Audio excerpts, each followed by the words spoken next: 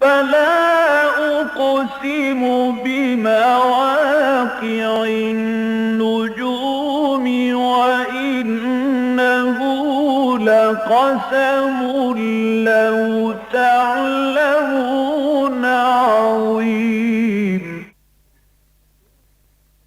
إنه لقرآن كريم في كتاب مكنون لا يمسه إلا المطهرون تنزيل من رب العالمين.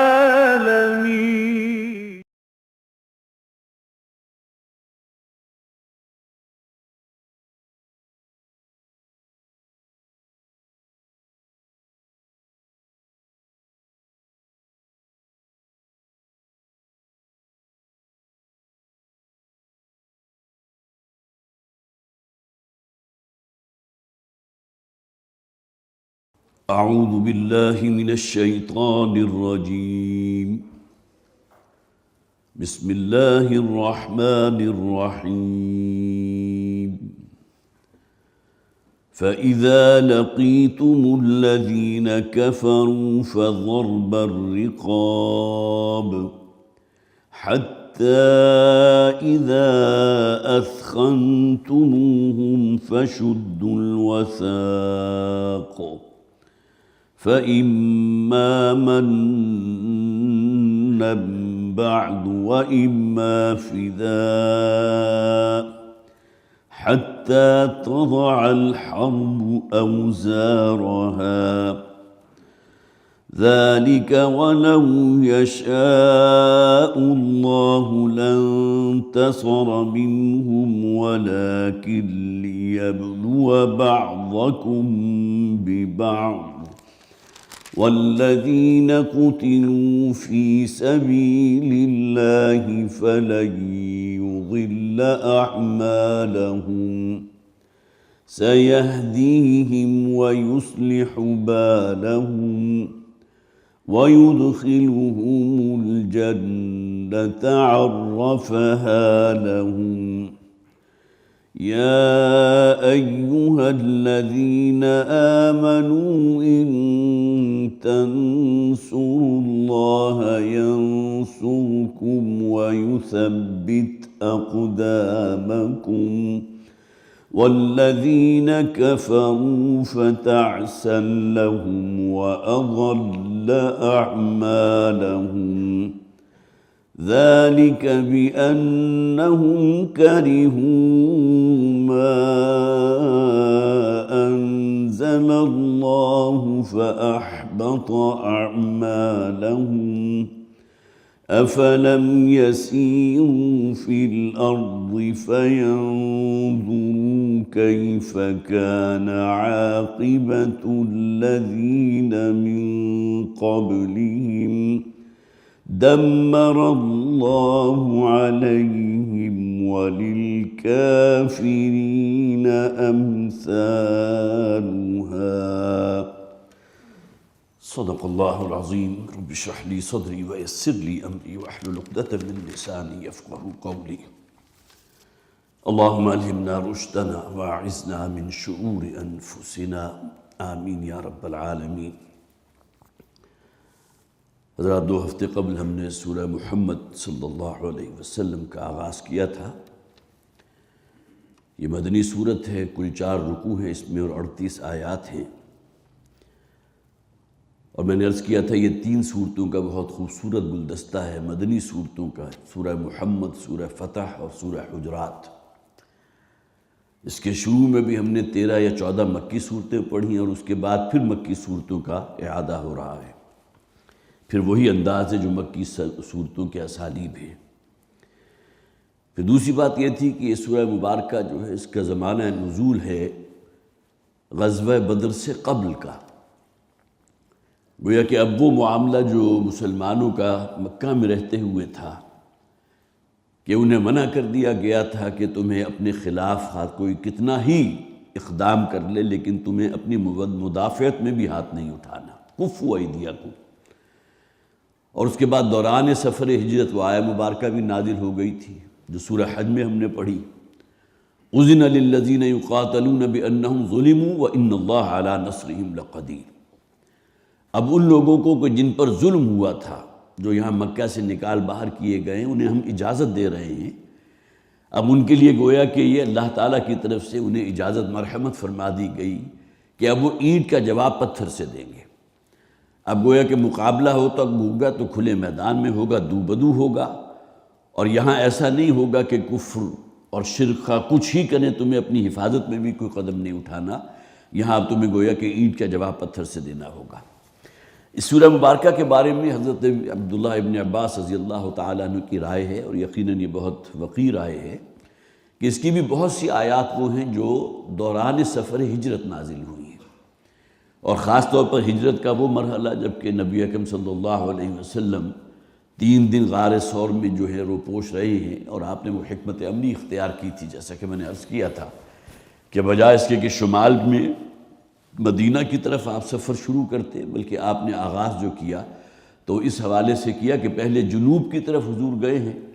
اور جا کے غار ثور کے اندر کچھ عرصہ 3 دن جو ہے وہاں وہ موجود رہے ہیں، اور اس کے بعد پھر آپ نکلے ہیں، اور رستے میں پھر وہ مقام آیا تھا۔ ترمذی شریف کی یہ روایت موجود ہے جو حضرت عبداللہ ابن عباس رضی اللہ تعالیٰ عنہ اس کے راوی ہیں، کہ رستے میں وہ جگہ آئی کہ جہاں سے اگر آپ دائیں طرف کا رخ کرتے تو مکہ کا معاملہ تھا، چند ہی کوس کے فاصلے پر مکہ کی بستی موجود تھی، اور اگر آپ اپنے سفر کو سیدھا جاری رکھتے تو مدینہ کی طرف کا گویا کہ وہ شاہراہ تو نہیں تھی، لیکن یہ کہ بہرحال جو بھی پگڈنڈی ہوگی، جو بھی رستہ ہوگا وہ مدینہ کی طرف جا رہا تھا۔ تو نبی اکرم صلی اللہ علیہ وسلم کے قلب مبارک کے اوپر جو ایک افسردگی تھی، اور ظاہر ہے کہ مکہ سے حضور کی جو محبت تھی، اور اس کا مظہر جو ہے حضور کے یہ الفاظ ہیں کہ حضور نے اس موقع پر اپنا رخ جو ہے مکہ کی طرف کیا، اور پھر یہ کہ فرمایا کہ اے مکہ، میں جانتا ہوں کہ اللہ تجھے بہت محبوب رکھتا ہے، اس لیے کہ بیت اللہ مکہ میں موجود تھا، ظاہر ہے کہ اللہ کا گھر ہے، اللہ کو کتنی کو محبت ہے اس سے، ان کے نام لیواؤں سے، اس کے گرد طواف کرنے والوں سے۔ تو اے پروردگار، میں جانتا ہوں مکہ کو تو بہت محبوب رکھتا ہے، اور مکہ مجھے بھی پسند ہے، میں بھی محبوب رکھتا ہوں مکہ کو، بیت اللہ کو، لیکن کیا کروں کہ یہاں کے رہنے والے مجھے توحید پر قائم نہیں رہنے دے رہے، وہ میری جان کے دشمن ہو چکے ہیں۔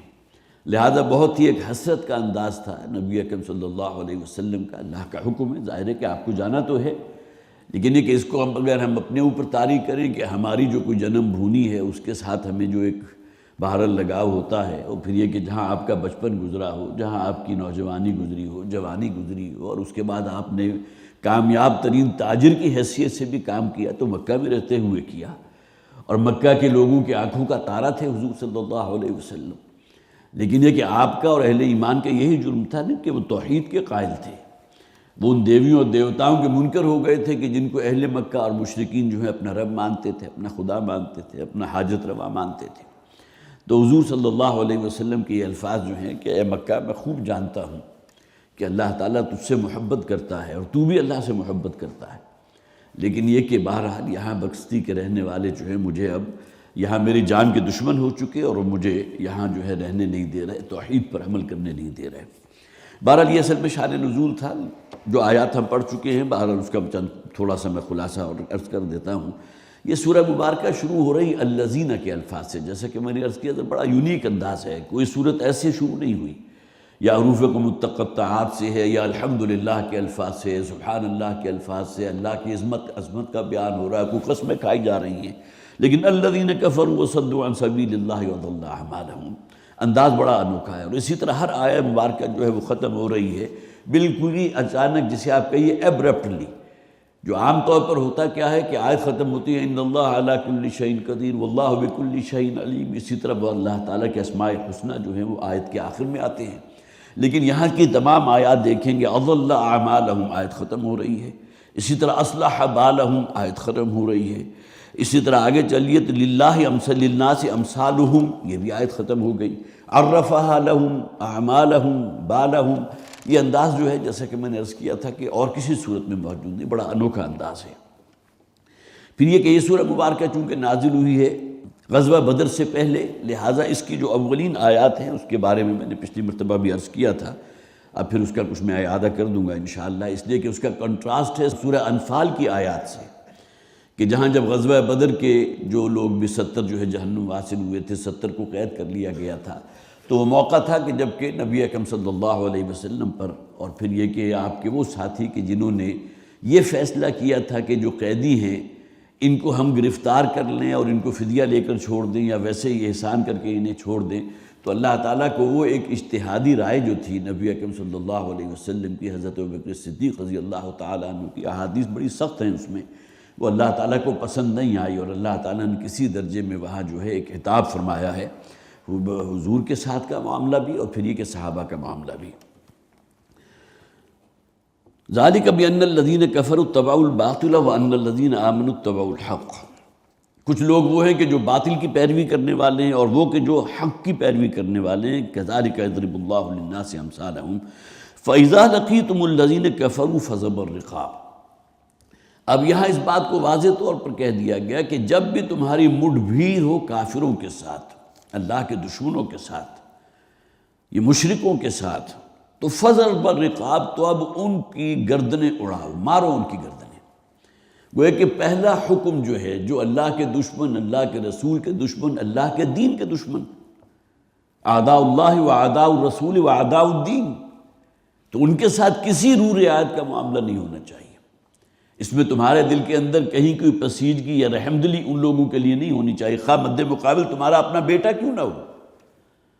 حضرت عبد الرحمن رضی اللہ تعالیٰ عنہ جو بعد میں ایمان لائے، حضرت ابوبکر کے بیٹے ہیں،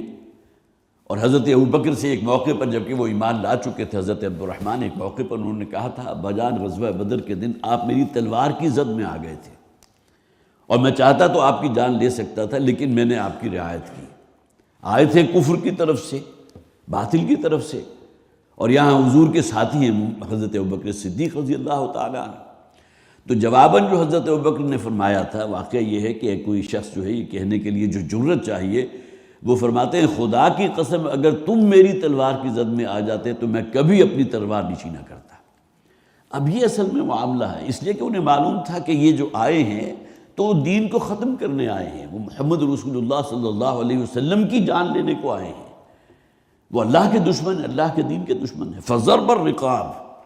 تو اب اس میں تو اس کے سوا اور کوئی چارہ نہیں ہے کہ ان کی گردنیں مارو، قتل عام کرو، جو مڈ بھیڑ ہو۔ یہ نہیں کہ عام کافر کو جس کو آپ نے دیکھا اور اس کی گردن جو ہے اس کے تن سے جدا کر دی، نہیں، یہ خاص طور پر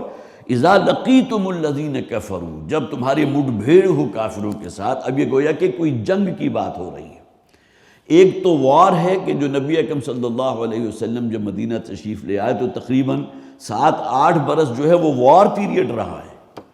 اور ایک بیٹلز ہوتی ہیں جنہیں ہم جنگ کہتے ہیں، جنگ بدر ہے، جنگ احد ہے، جنگ احزاب ہے، غزوہ بنو مستلق ہے، بہت سے سرایہ حضور نے بھیجے، اگرچہ وہ حالت وار تھی، حالت جنگ تھی، لیکن اس کے اندر یہ بیٹلز ہیں۔ تو جب تک کہ وہ جنگ سرد نہ ہو جائے، جب تک کہ یہ کفر اور مشرکوں کی کمر نہ ٹوٹ جائے، اس وقت تک گویا کہ اجازت نہیں ہے کہ ان کو کوئی قیدی بنا لیا جائے، ان کے ساتھ کوئی رو رعایت کا معاملہ کیا جائے، یا انہیں احسان کرتے ہوئے ان کو رہا کر دیا جائے، یا فدیہ دے کر ان کو آزاد کر دیا جائے۔ فضرب الرقاب، تو اب ان کی گردنیں اڑا۔ حتیٰ اذا اثخنتموہم، اب دیکھیے یہ الفاظ بڑے سخت ہیں، ظاہر ہے کہ جو لوگ مستشرقین اسلام پر اعتراض کرتے ہیں تو یہ کہتے ہیں اسلام میں تو بڑی سختی ہے، اور جو سزائیں اسلام نے دی ہیں خاص طور پر رجم کی سزا ہے، قصاص ہے، یہ تمام چیزیں اس کو عام دنیا تو آرام سے قبول نہیں کرتی، اگرچہ اپنے طور پر وہ کتنے ہی ٹارچر کے انداز اختیار کر کے لوگوں کو ہلاک کر دیں، لیکن یہ کہ اگر کوئی حد کے طور پر یا کوئی قانون سازی ہو رہی ہے تو اس کے خلاف اٹھ کھڑے ہوتے ہیں۔ اور رجم کی سزا کو جو ہے بہت وحشیانہ سزا بھی کہا گیا، ہمارے مسلمان جو حکمران ہیں ان کی طرف سے بھی کہا گیا بڑی وحشیانہ سزا ہے، اس لیے کہ بعضا نشان عبرت بنانا مقصود ہوتا ہے نا۔ تو الفاظ بظاہر وہ ہیں کہ ان کی گردنیں مارو، ان کو قتل کر دو، پھر وہی بات میں دوبارہ ریپیٹ کروں گا، اس لیے کہ وہ اللہ کے دشمن ہیں، اللہ کے دین کے دشمن ہیں، اللہ کے رسول صلی اللہ علیہ وسلم کے دشمن ہیں۔ حتیٰ اذا اثقلتموہم فشدوا الوثاق، اب یہ وہ حکم ہے کہ جب تم ان کی طاقت کو کچل چکو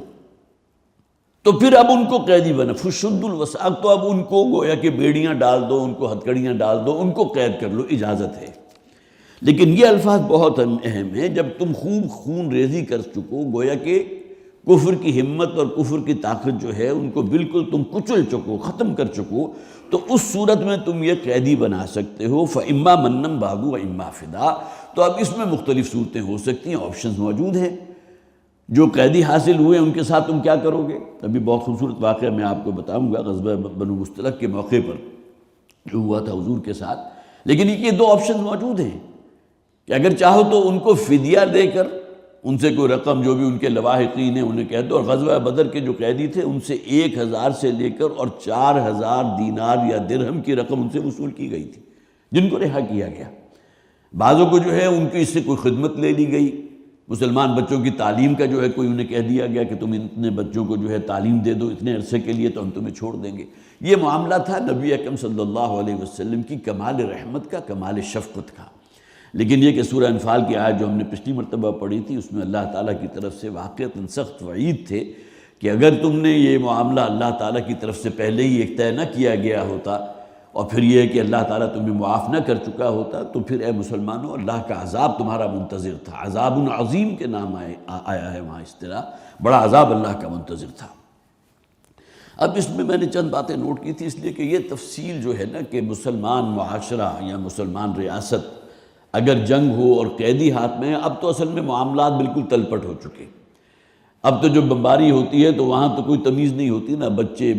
حالانکہ جنگی قیدیوں کے بارے میں بہت تاکیدی حکم ہے کہ عورتوں کی عزت پامال نہیں ہونی چاہیے، بچوں کے ساتھ معاملہ ظلم کا نہیں ہونا چاہیے، بوڑھوں کے ساتھ روح رعایت ہونی چاہیے۔ ہاں جو جنگ میں جو گویا کہ جنگ میں بالفعل حصہ لے رہے ہیں ان کے ساتھ معاملہ ہوگا کہ ان کو قتل بھی کیا جائے گا اور ان کو قیدی بھی بنایا جائے گا،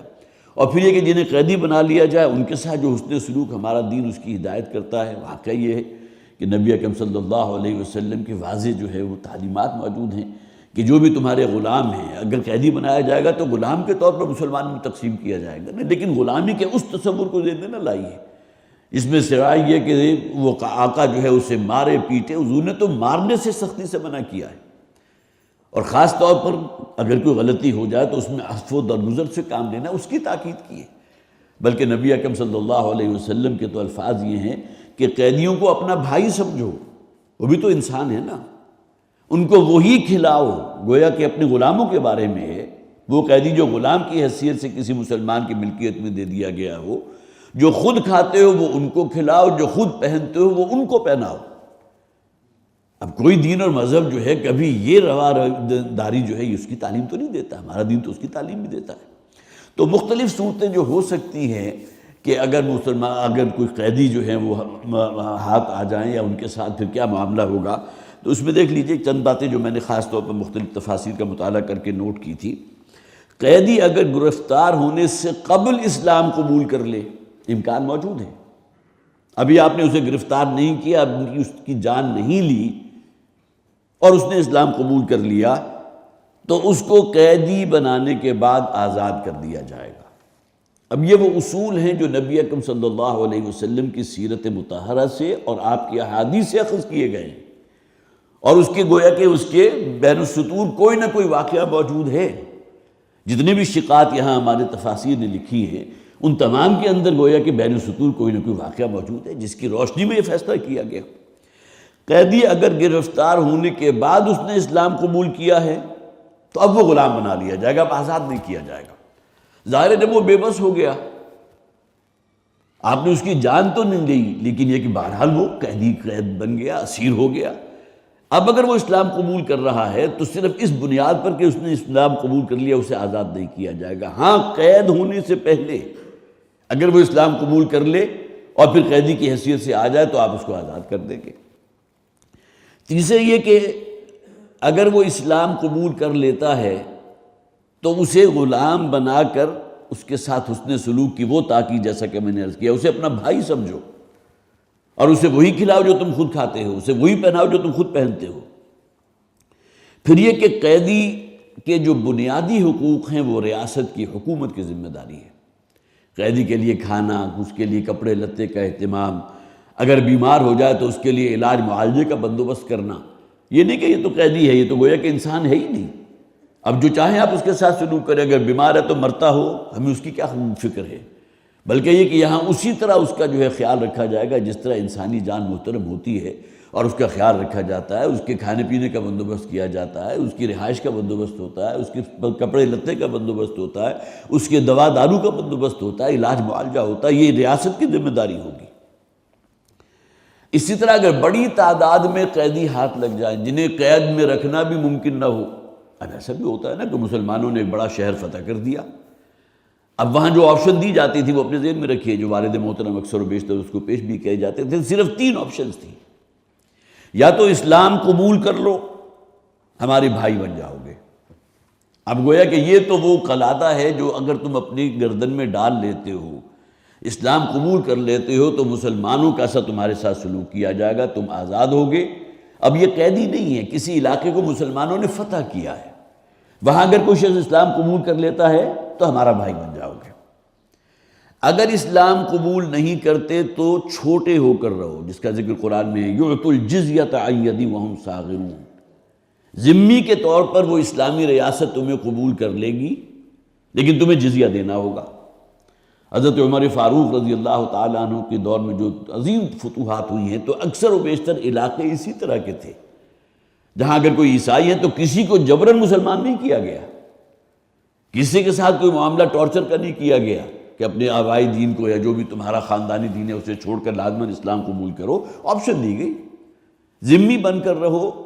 اسلام کا قانون اگر تمہارا کوئی شخص زنا کرے گا تو اس کا بھی رجم ہوگا، اس لیے کہ قانون اسلام کا ہے، چوری کرے گا تو اس کا ہاتھ کاٹا جائے گا۔ یُعْطُوا الْجِزْیَةَ عَنْ یَدٍ وَهُمْ صَاغِرُونَ، ہاں وہ دوسرے درجے کے شہری شمار ہوں گے، ان کے اوپر کچھ پابندیاں ہوں گی، وہ ذمی ہوں گے، لیکن ذمی کی بھی، اس کی بھی جان، اس کی مال، اس کی عزت، اس کی آبرو، ہر شے اسی طرح محترم ہے جس طرح کسی مسلمان کی، اور اس سے بھی آگے بڑھ کر ان کی عبادت گاہیں بھی محترم ہیں، جس طرح تم اپنی مساجد کی حفاظت کرتے ہو یہی معاملہ ان کی عبادت گاہوں کے ساتھ بھی ہوگا، اس لیے کہ ایک ایگریمنٹ ہو چکا ہے۔ اب وہ ذمی کی حیثیت سے اس مسلمان ریاست کے شہری ہیں، لیکن یہ کہ بہرحال ان کے ساتھ معاملہ ہوگا۔ اب یہاں صورتحال کیا بنے گی کہ وہ گویا کہ ذمی بنا دیے جائیں گے اور جزیہ انہیں دینا ہوگا۔ اگر کفر کی طاقت جو ہے مکمل طور پر کچل دی گئی ہو تو اب یہاں اختیار دیا گیا ہے کہ بلا معاوضہ بغیر کسی فدیے کے بھی آپ قیدیوں کو رہا کر سکتے ہیں۔ وہی بات جیسا کہ میں نے عرض کیا تھا، غزوہ بدر کے موقع پر یہ معاملہ کسی درجے میں پورا نہیں ہو سکا تھا کہ ابھی تو کفر کچلا تو نہیں گیا، ابھی تو صرف ایک بیٹل ہے کہ جس میں مسلمانوں کو فتح حاصل ہوئی ہے، وہ غزوہ بدر تھی۔ لہذا وہاں اگر یہ فیصلہ کیا جاتا کہ آپ قیدیوں کو رہا کر دیں، چھوڑ دیں، فدیہ دے کر آزاد کر دیں یا ویسے ہی آزاد کر دیں، تو یہ فیصلہ وہ تھا جو اللہ کی منشا کے مطابق نہیں تھا۔ لہذا یہاں جو فیصلہ کیا گیا، جو عام طور پر جو چیزیں طے ہیں وہ یہ ہیں کہ اگر کفر کی طاقت مکمل طور پر کچل دی جائے تو بلا معاوضہ بھی قیدیوں کو آزاد کیا جا سکتا ہے۔ گویا کہ یہ اختیار جو والی ریاست ہے اس کے پاس ہے، وہ اگر حکم دے گا تو ان کو آزاد کر دیا جائے گا۔ پھر یہ کہ نبی اکرم صلی اللہ علیہ وسلم کی اپنی سیرت میں بھی، اور پھر یہ کہ بعد میں صحابہ کرام کے دور میں یہ بھی ہوا ہے کہ اگر کوئی مشرک قیدی ہاتھ آ گئے ہیں تو ان کو واپس کر کے ان کے بدلے میں گویا کہ تبادلہ جس کو کہتے ہیں، مسلمان قیدیوں کو آزاد کرا لیا گیا۔ یہ شیخ بھی حضور کے اپنے دور میں موجود رہی، اس کی بھی چند احادیث کی مثالیں اس کی موجود تھیں کہ نبی اکرم صلی اللہ علیہ وسلم نے یہ بھی کیا کہ ایک قیدی کو یا 2 قیدیوں کو دے کر 4 یا 5 جو ہیں اپنے مسلمانوں کو آزاد کروا لیا۔ تو گویا کہ تبادلے کا امکان بھی ہے قیدیوں کے ساتھ۔ اسی طرح کوئی خدمت ہے، کوئی تعلیم ہے، کسی کے پاس کوئی ہنر ہے جسے آپ اسمال انڈسٹریز کہتے ہیں، یا کوئی اور جسے آپ وہ ہاؤس جو عام طور پر گھروں میں بیٹھ کر جو کام کرتے ہیں، اس قسم کا کوئی ہنر ہے، تو یہ بھی گویا کہ بطور معاوضہ انہیں لے کر اسی معاشرے کے اندر جذب کر دیا جائے گا، اور پھر یہ ہے کہ اس کے فدیے کے بعد پھر جب وہ ان کے ساتھ وہ کمٹمنٹ کا معاملہ پورا ہو جائے تو ان کو آزاد کر دیا جائے گا۔ اب یہ مختلف چیزیں ہیں کہ جو بہرحال سیرت سے ماخوذ ہیں، احادیث مبارکہ سے ماخوذ ہیں کہ مسلمانوں کو اللہ تعالیٰ فتح عطا فرما دے، اور قیدی جسے آپ وہ جنگ کے قیدی کہتے ہیں وہ اگر ہوں تو ان کے ساتھ کیا کیا معاملات ہو سکتے ہیں، رواداری کی کہاں تک اجازت ہے، پھر ان کے ساتھ حسن سلوک کس درجے کا ہونا چاہیے، انہیں کس صورت میں آزاد کیا جا سکتا ہے، اور پھر یہ کہ ان سے کوئی معاوضہ لے کر یا کوئی خدمت لے کر ان کو آزاد کیا جا سکتا ہے، یا تبادلے کے اندر جو ہے ایکسچینج بھی ہو سکتا ہے، یہ تمام سوالات اپنی جگہ بہت اہم تھے، اور جیسا کہ میں نے عرض کیا اس کے اوپر پھر ہمارے فقہا نے بہت ہی لمبی چوڑی بحثیں بھی کی ہیں، کچھ نتائج اخذ کیے جن کا خلاصہ میں نے آپ کے سامنے رکھا۔ کہ جنگ یمامہ کا ایک واقعہ ہے جو پچھلی مرتبہ بیان ہونے سے رہ گیا تھا، نبی اکرم صلی اللہ علیہ وسلم ہی کے دور میں، اسی لیے غزوہ یمامہ کہتے ہیں، جنگ یمامہ۔ اس میں جو ایک سردار تھا، ان کا ثمامہ اس کا نام تھا، وہ گرفتار ہو گیا۔ ارے مسلمانوں کو فتح ہوئی الحمدللہ، اور حضور نے جو ہے اس علاقے پر قبضہ بھی کیا، اور وہ شخص گرفتار ہو کر حضور کے سامنے پیش کیا گیا، ثمامہ اس کا نام تھا۔ تو نبی اکرم صلی اللہ علیہ وسلم نے، بخاری اور مسلم دونوں میں موجود ہے، حضور صلی اللہ علیہ وسلم نے اس سے سوال کیا کہ تمہیں اندازہ ہے کہ میں تمہارے ساتھ کیا سلوک کرنے والا ہوں؟ تو ظاہر ہے کہ اپنی قوم کا سردار تھا، ذہین انسان تھا، اس نے کہا کہ آپ کے پاس اختیار ہے، اگر آپ چاہیں تو اپنی تلوار جو ہے میرے خون سے رنگین کر دیں، گویا کہ میری جان لے لیں، لیکن اس صورت میں آپ ایک سردار کے خون سے اپنی تلوار خون آلودہ کریں گے، ایک عزت والے شخص کے خون سے۔ اور دوسری آپشن یہ بھی آپ کو حاصل ہے کہ آپ چاہیں تو میرے ساتھ معاملہ رواداری کا کریں، عفو درگزر کریں، مجھے آزاد کر دیں، مجھے معاف کر دیں۔ تو نبی اکرم صلی اللہ علیہ وسلم سردار تھا، حالانکہ سردار ہاتھ میں آ جائے تو اس کے بعد تو پھر بہت کچھ منوایا جا سکتا ہے عام حالات میں، لیکن نبی اکرم صلی اللہ علیہ وسلم نے اسے آزاد کر دیا، ٹھیک ہے۔ اور ایسی بہت سی مثالیں، جیسا کہ میں نے عرض کیا تھا کہ حضور کے طبیعت کے اندر جو رافت تھی، جو رحمت تھی، جو ایک شفقت اور نرم دلی کا معاملہ تھا۔ اب یہ شخص اتنا متاثر ہوا ثمامہ کہ وہ پھر گیا ہے اور اپنے گھر جا کر اس نے غسل کیا ہے، نہایا دھویا ہے، صاف ستھرے کپڑے پہن کر، حضور ابھی وہیں قیام پذیر تھے، حضور کی خدمت میں حاضر ہو گیا شام میں۔ کچھ ہی دیر کے بعد دیکھا حضور نے تو چلا آ رہا ہے، اور آ کر وہ گویا کہ حضور کے ہاتھ پر اس نے اسلام قبول کر دیا۔ اب یہ جو عام طور پر کہا جاتا ہے نا کہ اگر آپ آزاد کر دیں گے یا یہ کہ اس کی جان بخشی کر دیں گے تو اس میں آپ کے حسن سلوک سے متاثر ہو کر بھی تو کوئی شخص اسلام لا سکتا ہے نا۔ ایک جنگ کے موقع کا آپ کو واقعہ یاد ہے کہ ایک کافر کے ہاتھ میں جو ہے کہیں حضور کی وہ نیند آ گئی تھی، آپ ایک درخت کے سائے تلے لیٹے ہوئے تھے اور آپ کی تلوار اوپر لٹک رہی تھی۔ یہ واقعہ آپ نے پڑھا بھی ہوگا، مجھے یاد ہے کہ 8ویں 9ویں میں یا اس سے بھی پہلے کی کلاسز کے اندر ہم نے یہ واقعات پڑھے تھے، حضور کے عفو درگزر کا معاملہ۔ تو اس شخص نے وہ جو ہے حضور کی ہی تلوار اپنے ہاتھ میں پکڑی اور حضور کو اٹھا کر کہا کہ اب تمہیں میرے ہاتھ سے کون بچا سکے گا؟ تو نبی اکرم صلی اللہ علیہ وسلم نے فرمایا میرا اللہ۔ اب صرف ان الفاظ کا جو رعب اس کے اوپر طاری ہوا وہ کانپنے لگا اور اس کے ہاتھ سے تلوار گزر گیا۔ ظاہر ہے کہ اللہ کی تو قدرت کاملہ ہے نا، جیسے کہ حدیث کے الفاظ ہیں کہ انسانوں کے دل اللہ کی 2 انگلیوں کے مابین ہوتے ہیں، جدھر چاہتا ہے ان دلوں کو موڑ دیتا ہے۔ اب ان الفاظ کی ہیبت ایسی تھی کہ اس شخص کے جو ہے وہ ہاتھ کانپے اور اس کی تلوار جو ہے زمین پر گر گئی۔ حضور نے وہ تلوار ہاتھ میں اٹھا لی اور حضور نے فرمایا کہ اب تم بچاؤ کہ تمہیں جو ہے میرے ہاتھ سے کون بچائے گا، اب تو تلوار میرے پاس ہے نا۔ اب وہ گڑ گڑانے لگا، کریم ابن کریم، آپ تو بہت ہی کریم ہیں، بہت ہی نرم دل ہیں، آپ تو عفو درگزر کا پیکر ہیں۔ لہذا حضور نے اسے معاف کر دیا، لیکن اس سے چند وعدے لی کہ آئندہ کبھی مسلمانوں سے مقابلے کے لیے نہیں آؤ گے، اور چند باتیں اور اس کے ساتھ کہیں اور پھر اس کو معاف کر دیا۔ اگرچہ اس واقعے میں تو نہیں ہے کہ وہ شخص فوراً اسلام لے آیا، لیکن یہ کہ حضور کے حسن سلوک سے کس درجے متاثر ہوا ہوگا۔ اسی طرح یہ قبیلہ یمامہ کا جو سردار تھا یہ بھی متاثر ہوا اور گھر جا کر اس نے غسل کیا، اچھے کپڑے پہنے اور واپس آ کر حضور کی خدمت میں حاضر ہوا اور اسلام قبول کر لیا۔ اسی طرح غزوہ بنو مستلق کا واقعہ ہے۔ اب غزوہ بنو مستلق وہی ہے کہ جس میں حضرت عائشہ صدیقہ رضی اللہ تعالی عنہ پر، یہاں عبداللہ ابن ابی بھی حضور کا ہم سفر تھا۔ دیکھیے ہے غزوہ، لیکن حضور کے ساتھ اس جنگ میں شریک ہے، اور اگر جنگ میں شریک ہے تو ظاہر ہے کہ وہاں تو امکان اس بات کا ہے کہ جان بھی جا سکتی ہے، زخمی بھی ہو سکتا ہے، کوئی ہاتھ بھی کٹ سکتے ہیں، پاؤں ٹانگ بھی کٹ سکتی ہے، لیکن یہ کہ حضور کے ساتھ شریک ہے۔ اور واپسی پہ اس نے وہ انتہائی گھناونی حرکت کی تھی کہ حضرت عائشہ صدیقہ رضی اللہ تعالی عنہ کے اوپر وہ تہمت لگائی جس کا ذکر سورہ نور کے اندر موجود ہے، واقعہ عفق۔ تو اسی غزوہ بنو مستلق کی بات ہے کہ جو چند قیدی اور کچھ جو ہیں وہ خواتین جو ہیں جو قیدی ہو کر آئی تھیں، تو ان میں تھی حضرت جویریہ رضی اللہ تعالی عنہ۔ اب یہ وہ ہیں جو حضور کے حرم میں داخل ہو گئی، تو نبی اکرم صلی اللہ علیہ وسلم نے ان کے بارے میں فیصلہ کیا کہ وہ ان کے ساتھ نکاح کریں گے اور پھر یہ کہ انہیں اپنے حرم میں داخل کریں گے۔ اب جب صحابہ کرام کو حضور کے اس ارادے کا علم ہوا یا حضور نے بالفعل گویا کہ ان سے نکاح کر لیا، اب دیکھیے حالانکہ جنگ کا موقع ہے، وار پیریڈ ہے، اور اس میں آپ کی ایک غزوے سے واپسی ہو رہی ہے، لیکن یہ کئی واقعہ بھی اس میں ہو رہا ہے۔ تو حضرت جویریہ کو کے ساتھ جب حضور صلی اللہ علیہ وسلم کا وہاں جو ہے وہ ایجاب و قبول ہو گیا، نکاح ہو گیا، تو اس موقع پر جو قیدی مسلمان جو وہاں اس حضور کے ساتھ اس غزوے میں ساتھ موجود تھے، غزوہ بنو مصطلق کے اندر، تو ان مسلمانوں کو جب معلوم ہوا کہ حضور نے ان سے نکاح کر لیا، تو انہوں نے اپنے ان قیدیوں کو جو مشرکین تھے ان کو رہا کر دیا، گویا کہ اسی بنیاد کے اوپر کہ اب گویا کہ اس قبیلے کی ایک خاتون حضور کے نکاح میں آ چکی ہیں، اور انہوں نے اس کا احترام کرتے ہوئے گویا کہ جسے آپ کہیے نا کہ اب تو وہ ایک بھائی بند والا معاملہ ہو گیا نا،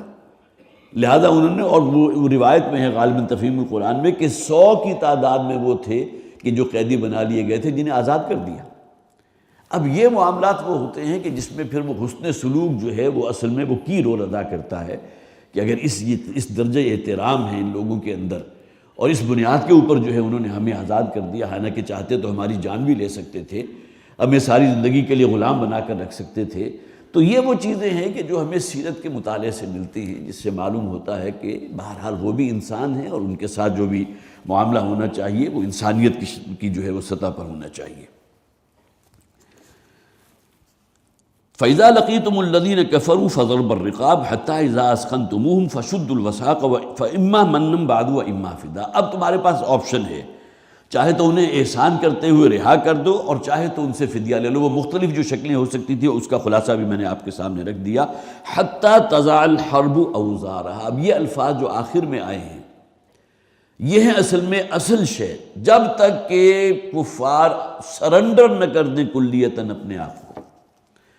جب تک کہ جنگ سرد نہ ہو جائے، تضع الحرب اوزارها، یہاں تک کہ لڑائی اپنے ہتھیار نہ ڈال دے،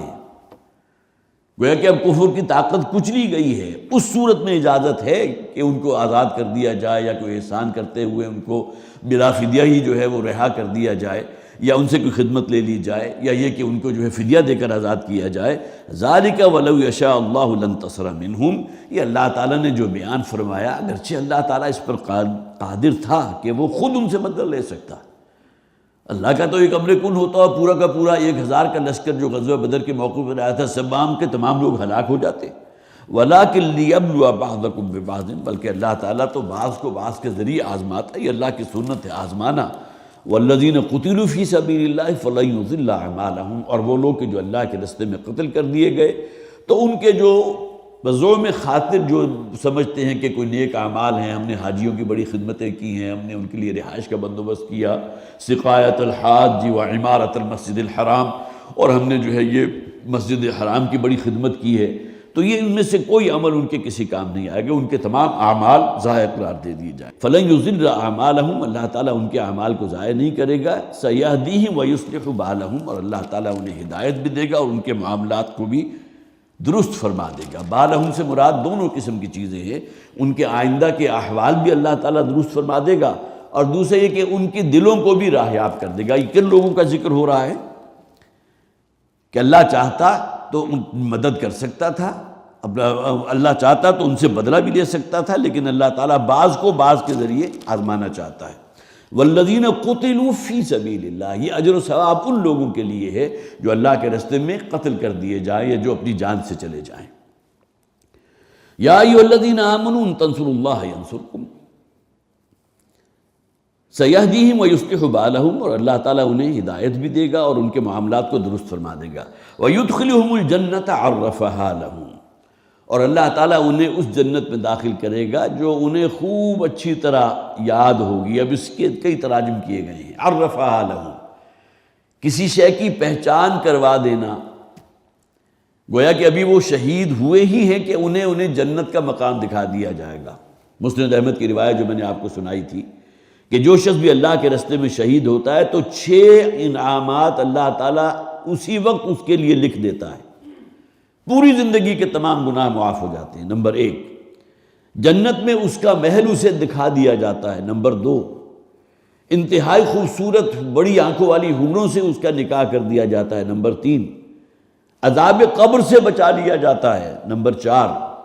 نمبر 5 قیامت کے دن کی سختی سے محفوظ رہے گا، وہ یوم حشر جو ہے جس کی سختی اور جس کی غلظت کا قرآن میں ذکر ہے۔ اور نمبر 6 زیور ایمان سے اسے آراستہ کر دیا جاتا ہے، یہ آراستگی ظاہر کی بھی ہو سکتی ہے، اور پھر یہ کہ وہ نور اللہ تعالیٰ اسے عطا فرما دیتا ہے جس کا ثانی اور کوئی نہیں ہوتا۔ یہ 6 نقد انعامات اسے مل جاتے ہیں۔ ان میں سے ایک وہ بھی ہے کہ جس میں جنت کا جو محل اس کے لیے اللہ تعالیٰ نے متعین کیا وہ اسے دکھا دیا جاتا ہے۔ یا ایھا الذین آمنوا، ایک مفہوم عرفھا لہم کا یہ بھی عرفہ کے معنی ہوتا ہے کسی شے کو معطر کر دینا، تو اللہ تعالیٰ اس کے لیے جنت اور اس کے باغات کو معطر فرما دے گا، یہ بھی مفہوم اس کا بیان کیا گیا تفاسیر میں۔ یا ایھا الذین آمنوا ان تنصروا اللہ ینصرکم ویثبت اقدامکم۔ اب یہاں عمومی میں اور آپ مسلمان مراد ہیں، اور انہیں یہ وعدہ اللہ تعالیٰ کا یاد دلایا جا رہا ہے، اگر تم اللہ کے مددگار بنو گے تو اللہ تعالیٰ تمہاری لازماً مدد کرے گا۔ ان تنصروا اللہ ینصرکم، اب یہ 2 طرفہ عمل ہے۔ اللہ کی مدد کیا ہے کہ اللہ کے احکامات کو پاؤں تلے نہ روندو،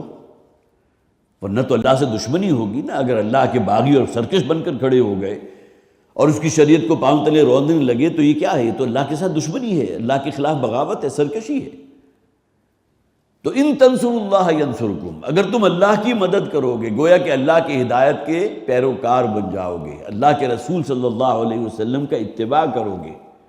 اور پھر اس دین کی مدد کرو گے جو دے کر محمد رسول اللہ صلی اللہ علیہ وسلم کو بھیجا گیا۔ کتنے ہی غزوات ہیں جس میں کتنے صحابہ کرام کی شہادتیں ہوئی ہیں، ان کا خون جو ہے زمین میں جذب ہوا ہے۔ یہ تمام معاملات کیوں ہوئے؟ اس لیے کہ وہ اللہ کے دین کی مدد کر رہے تھے، وہ دست و بازو تھے حضور کے۔ من انصاری اللہ، کون ہے میرا مددگار اللہ کی طرف، اللہ کے دین کی طرف؟ وہ دین کے غلبے کی جد و جہد تھی نا، جس کا نقطہ آغاز جو ہے غزوہ بدر ہے۔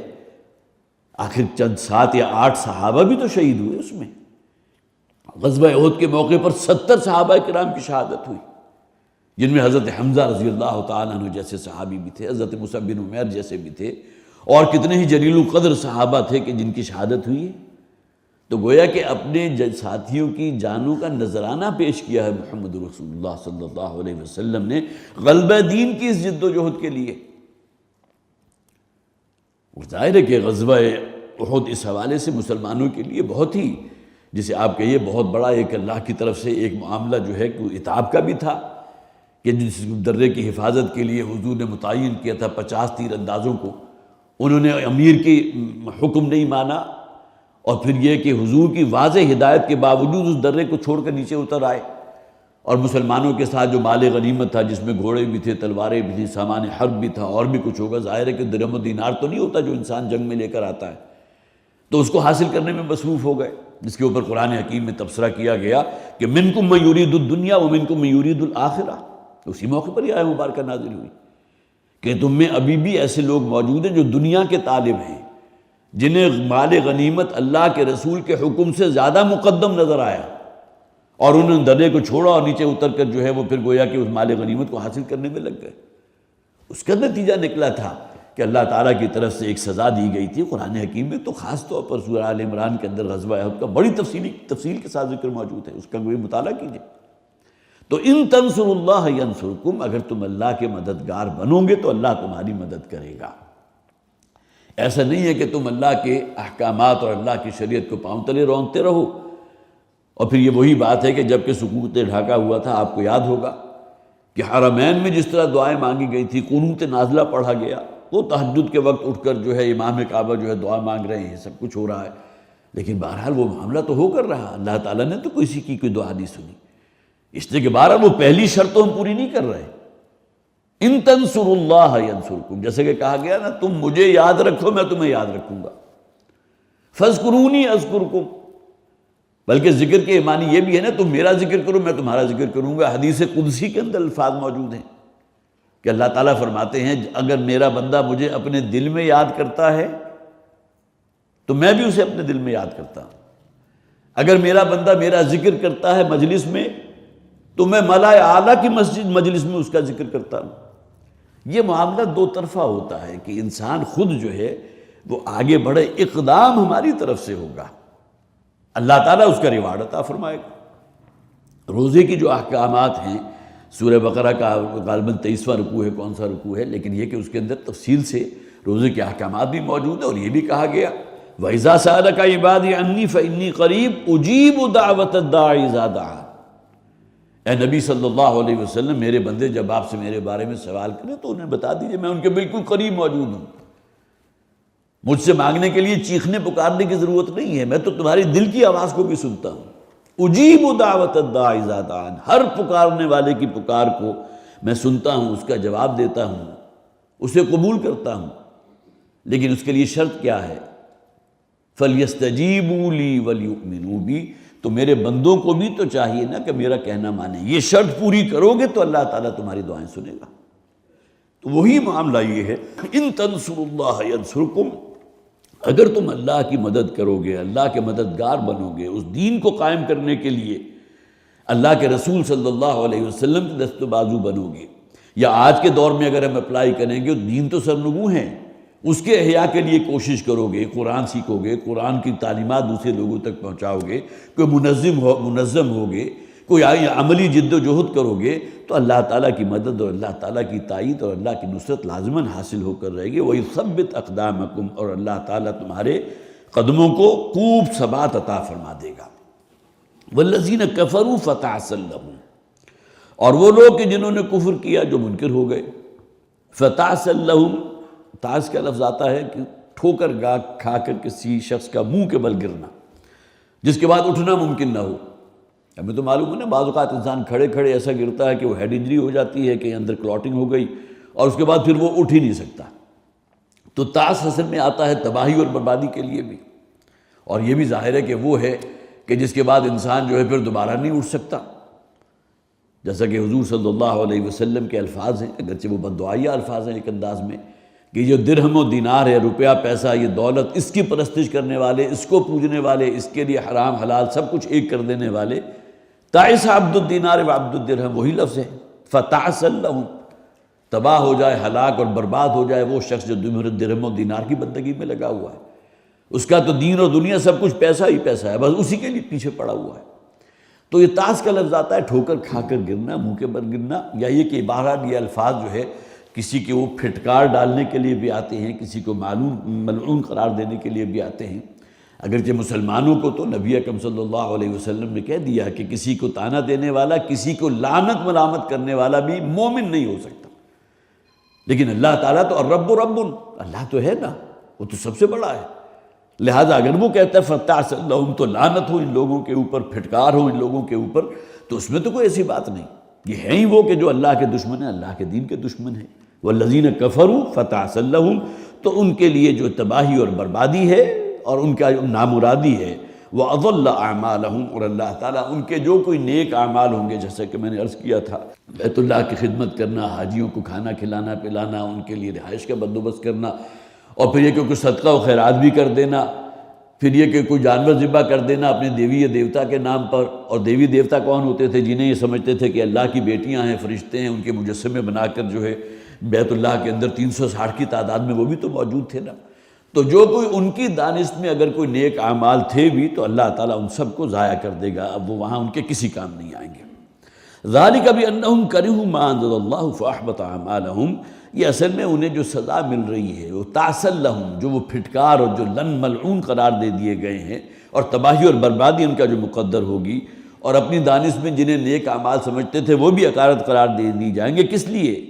بِأَنَّهُمْ كَرِهُوا مَا أَنزَلَ اللَّهُ، کہ اللہ تعالیٰ نے جو قرآن نازل کیا تھا، اس کی ہدایت، اس سے انہوں نے کراہت اختیار کی، اس کو قبول نہیں کیا، حالانکہ قرآن کی پکار انسان کی فطرت کی پکار ہے، وہ انسان کی فطرت کے بالکل قریب ہو کر بات کرتا ہے۔ قرآن کو سننے والے کتنے ہی تھے جن کی زبان سے بے ساختہ ہی نکلا، ما ھذا کلام البشر، ایک انسان کا کلام نہیں ہو سکتا۔ یہ تو معلوم ہوتا ہے کہ ملکوتی کلام ہے، اس کے اندر وہ تاثیر ہے جو انسان کو اپنی طرف کھینچ لیتی ہے۔ قرآن کے الفاظ کے اندر وہ تسخیر کا جو ہے وہ ایک اللہ تعالیٰ نے ان الفاظ کے اندر وہ رکھا ہوا ہے کہ انسان کے دلوں کو مسخر کر لیتا ہے۔ تو ذالک بأنہم کرہوا ما انزل اللہ، جو اللہ تعالیٰ نے نازل کیا یہ قرآن حکیم، وہ انہیں پسند نہیں ہے، وہ اس کے باغی اور سرکش ہیں، اور اس سے اعلان برات کرتے ہیں، اعلان بیزاری کرتے ہیں۔ فَأَحْبَطَ أَعْمَالَهُمْ، لہٰذا ان کے کوئی نیک اعمال اگر ہیں بھی تو وہ ہم نے بالکل اکارت قرار دے دیے۔ اور یہاں ایک معاملہ ایک اس کا یہ بھی مفہوم بیان کیا گیا کہ جو ان کی کاوشیں ہیں، جو کوششیں کر رہے ہیں دین کو مغلوب کرنے کے لیے اور اللہ کے رسول صلی اللہ علیہ وسلم کی دعوت کو رد کرنے کے لیے، وہ تمام کوششیں اور ان کی تمام سعی و جہد اللہ تعالیٰ رائگان قرار دے دے گا۔ یہ بھی تو ان کے اعمال ہیں نا، بڑے منصوبے بن رہے ہیں۔ حضور کے تو قتل کرنے کا منصوبہ تک جو ہے وہ بنا دیا گیا تھا وہاں دارالندوہ کے اندر، جو ان کا جو تھا، جہاں بیٹھ کر ان کی جوری بیٹھا کرتی تھی یا کوئی جرگہ بیٹھا کرتا تھا، فیصلہ کر لیا تھا۔ تو جیسا کہ قرآن حکیم نے بھی کہا نا کہ ان کی تو ایسی ایسی چالیں ہیں کہ جن چالوں کے زیر اثر پہاڑ شاید اپنی جگہ سے ہل جائیں، ایسی ایسی دور اندیش قسم کی پلاننگ انہوں نے حضور کے خلاف کی ہوئی تھی۔ اور ہر قبیلے کا جتنے مختلف قبائل وہاں آباد تھے، ایک ایک نوجوان لے لیا کہ یک بار کی سب کے سب ٹوٹ پڑے محمد پر صلی اللہ علیہ وسلم، تاکہ یہ کہ کسی ایک کے اوپر جو ہے حضور کا خون نہ آ سکے، کسی ایک کے خلاف بنو ہاشم کھڑے نہ ہو جائے کہ جی انہوں نے جان لیے، کس کس کے خلاف کھڑے ہوں گے، جبکہ تمام قبیلوں کا ایک نوجوان انہوں نے لے لیا۔ تو یہ ان کی آخر پلاننگ، ان کے مکر تھے نا جو نبی اکرم صلی اللہ علیہ وسلم کے خلاف یہ چالیں چل رہے تھے۔ تو فرمایا گیا کہ ذالک بأنہم کرہوا ما انزل اللہ فاحبط اعمالہم، تو لہٰذا ان کی وہ تمام کوششیں جو وہ کرتے رہے تھے اس دین کی قوت کو روکنے کے لیے، وہ تمام اللہ تعالیٰ نے رائگان قرار دے دی۔ افلم یسیروا فی الارض فینظروا کیف کان عاقبۃ الذین من قبلہم، کیا کم سے کم دیکھیے نا، اب یہ مشرکین کا سفر ہوتے تھے، کوئی تجارتی سفر ہے یا کسی اور غرض سے وہ باہر جا رہا ہے، تو قوم سمود کے کھنڈرات کے سامنے سے بھی گزر رہے ہیں، جنوب کی طرف جا رہے ہیں تو یمن کا علاقہ ہے، وہاں قوم عاد کے کھنڈرات ہیں، جہاں یہ بہت ہی مہذب بڑی طاقتور قومیں موجود تھی، اور انہیں یہ بھی معلوم تھا کہ یہ ہلاک ہوئی ہیں اللہ کے عذاب کے ذریعے۔ اس کے باوجود گویا کہ نشان عبرت ان کے سامنے موجود ہیں، لیکن اس کے باوجود ٹس سے مس ہونے کو تیار نہیں۔ افلم یسیروا فی الارض، کیا یہ لوگ زمین میں چلتے پھرتے نہیں ہیں، چلت پھرت نہیں کرتے، دیکھتے نہیں ہیں شمال کی طرف جاتے ہوئے؟ قوم سمود کے بستیاں جو ہے مدائن صالح ان کے رستے میں نہیں آتے، جو تباہ شدہ بستیاں ہیں۔ فینظروا کیف کان عاقبۃ الذین من قبلہم، کہ وہ دیکھیں، اب دیکھتے تو تھے اپنی آنکھوں سے، لیکن وہ آنکھیں حیوانی آنکھیں تھیں نا، ان سے انسانوں کا سا دیکھنا تو نہیں دیکھتے تھے کہ جس سے انہیں کوئی عبرت حاصل ہو کہ ہم سے پہلے یہ بڑی مہذب قومیں تھی کہ جن کا یہ انجام ہوا۔ تو کم سے کم یہ کہ انہیں فینظروا، تو وہ دیکھتے کیف کان عاقبۃ الذین من قبلہم، کہ کیا انجام ہوا تھا ان لوگوں کا جو ان سے پہلے ہو گزرے۔ اور ہم نے اسی سورہ مبارکہ میں پڑھا تھا، یا اس سے پچھلی سورت تھی، کہ جس میں کہا کہ ہم نے اہل مکہ کو، یہاں عرب والوں کو تو وہ تمکن نہیں دیا جو پہلی قوموں کو دیا تھا، جو طاقت ان کے پاس تھی، جو تہذیب ان کی تھی، یہ تو اس کے مقابلے میں بہت کم ہے۔ تو ان کا جو حشر ہوا وہ ان کی نگاہوں کے سامنے ہے، لیکن اس سے عبرت حاصل کرنے کو تیار نہیں ہے۔ فَيَنظُرُوا كَيْفَ كَانَ عَاقِبَةُ الَّذِينَ مِن قَبْلِهِمْ دَمَّرَ اللَّهُ عَلَيْهِمْ، اللہ تعالیٰ نے انہیں ملیا میٹ کر دیا، ان کا کچوبر نکال دیا، ان کو ہلاک کر ڈالا۔ فَدَمَّرْنَاهُمْ، دمر کا لفظ آتا ہے جس طرح ہوتا ہے نا کسی شے کو کوٹ کوٹ کر ختم کر دینا، تو ان قوموں کا تو اب کوئی وجود نہیں ہے۔ ہاں مسکن ان کے موجود ہیں، پہاڑوں کے اندر تراشیدہ گھر جو ہیں وہ بھی آج بھی موجود ہیں نشان عبرت کے طور پر، ان میں وہ قومیں آباد تھیں جو اپنے وقت کی فرعون قومیں تھیں، ان کا کیا حشر ہوا؟ فَيَنظُرُوا كَيْفَ كَانَ عَاقِبَةُ الَّذِينَ مِن قَبْلِهِمْ دَمَّرَ اللَّهُ عَلَيْهِمْ، اللہ تعالیٰ نے ہلاکت ان پر مسلط کر دی، تباہ و برباد کر دیا۔ وَلِلْكَافِرِينَ أَمْثَالُهَا، اور ان کافروں کو یہی کی مثالیں ہیں کہ جو ان کے سامنے رہنی چاہیے۔ اور جو تباہ ہوئے ان سے پہلے بھی کتنی قومیں تھیں کہ جن کو ہم نے تباہ کر دیا، لیکن وہی معاملہ جو ایک تعصب ہوتا ہے اپنا آبائی دین، ہمارا جو روایات چلی آ رہی ہیں، جو ہماری خرافات چلی آ رہی ہیں، بتوں کے نام پر قربانی کرنا اور اس قربانی کے خون سے اس بت کے جسم کو لتھیڑ دینا یا بیت اللہ کی دیواروں کو لتھیڑ دینا، ہم نے اپنے آباء و اجداد کو، اپنے باپ دادا کو یہ کرتے دیکھا، لہٰذا ہم تو اس لکیر سے جو ہے ہٹنے کو تیار نہیں۔ تو اللہ تعالیٰ فرماتے ہیں کہ دمر اللہ علیہم وللکافرین امثالھا، اور ایسی ہی چیزیں ہیں کہ جو پھر بہرحال ان کافروں کے لیے گویا کہ نشان عبرت بنتی ہیں، ان لوگوں کے لیے نشان عبرت تو انہی کے لیے ہوگی جو اس سے کوئی سبق حاصل کریں گے، لیکن یہ اندھے اور بہروں کی طرح وہاں سے گزر جاتے ہیں، اور پھر یہ ہے کہ اس کی طرف متوجہ نہیں ہوتے کہ دیکھتے اور سوچتے کہ یہ انجام ہمارا بھی ہو سکتا ہے۔ بس یہی آج کا ہم درس ختم کر رہے ہیں۔ اللہ تعالیٰ ہمیں توفیق عطا فرمائے کہ جو قرآنی جو بھی آیات ہم پڑھ رہے ہیں، اب اپنا بھی جائزہ لیں، ہم کہاں کھڑے ہوئے ہیں؟ اللہ کی اطاعت، اللہ کی فرمانبرداری، آیا اس شاہراہ پر ہم ہیں جسے قرآن حکیم صراط مستقیم کہتا ہے؟ اللہ تعالیٰ ہمیں اس کی توفیق عطا فرمائے۔ بارک اللہ لی ولکم فی القرآن العظیم ونفعنی وإیاکم بالآیات والذکر الحکیم۔